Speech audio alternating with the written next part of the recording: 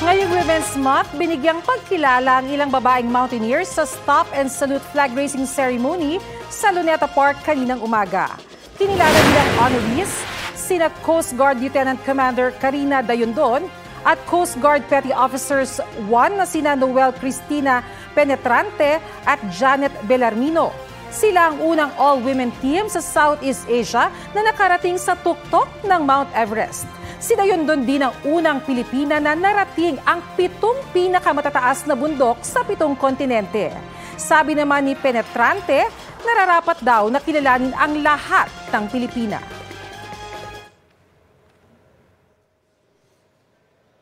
Kapuso, para sa mga maiinit na balita, mag-subscribe sa GMA Integrated News sa YouTube.